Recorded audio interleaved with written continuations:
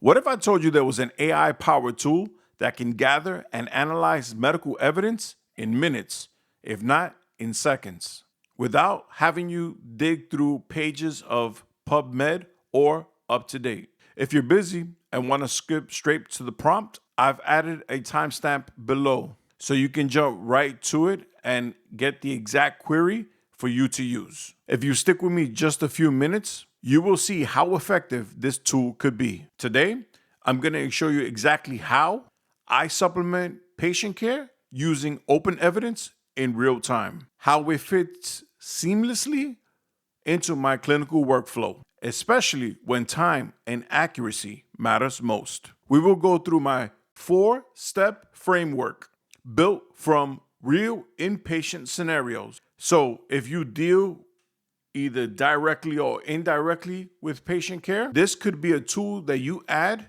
to your clinical arsenal. So whether you're like me, an inpatient clinical pharmacist, a resident, or an attending physician doing a workup for rounds, this video could be for you. Let's work through a scenario together. Meet John Doe. He's an 89-year-old male who came in with progressing shortness of breath and chest pain after mowing the lawn, confirmed by his wife. His past medical history is he had a stroke, he has uncontrolled diabetes type 2, he has uncontrolled hypertension, and has stable COPD, confirmed by his wife. This was a simple case just to showcase to you how open evidence works. Now, instead of flipping through multiple resources, let's put this case into open evidence and see what we can learn instantly. So this is a part of the 4-step framework that I use when I work day to day. Now, the first part is going to be the general analysis. Now, in the general analysis, what we do is we take the disease states of the patient and we're just putting the disease states of that patient into open evidence to see what open evidence indexes about the information, because what you'll see is that it will take information across the web. So studies, PubMed, UpToDate, JAMA, New England Journal of Medicine, reputable sources. So it's a good starting point. So that way you can see, across the web, essentially, like what information there is about the combination of disease states. Now let's go take a look at that. So we enter the comorbidities, just the uncontrolled diabetes, hypertension, the COPD, and the stroke. And I want to highlight how fast the information is given to us, right? Look how it gives you essentially all this credible information, and at the bottom of the result, you'll see a list of resources where that information came from. So that way you can double check it, because you shouldn't rely completely on AI or any AI tool, but I think that this is a good starting point. So that way you can kind of like narrow your focus on the clinical side. Next, we're doing the step 2 of the 4-step framework.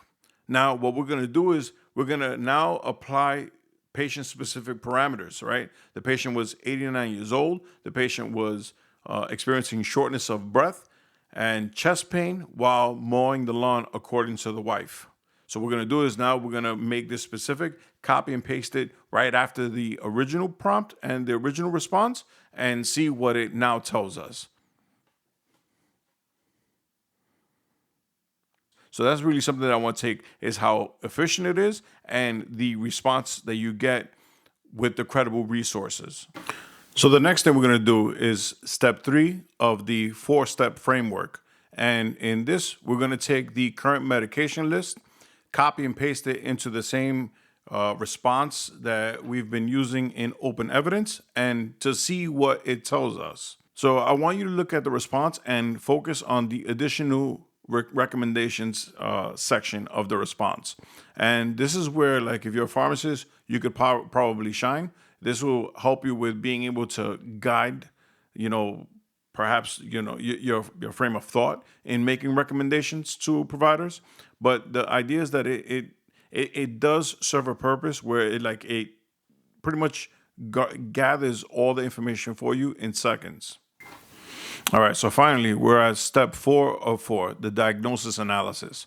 Now, let's say, for example, the patient that we've been following, John Doe, the 89-year-old, who came in for shortness of breath and chest pain. So the medical team decides to admit the patient, and they think that the patient is septic, so they want to do the combination of vancomycin and Zosyn. Now, you look further down the history, or you get more information from the wife, and the patient is, getting hemodialysis, and the patient had red man syndrome in the past. Now, what's cool about this software is that you could actually input this information and it'll give you recommendations.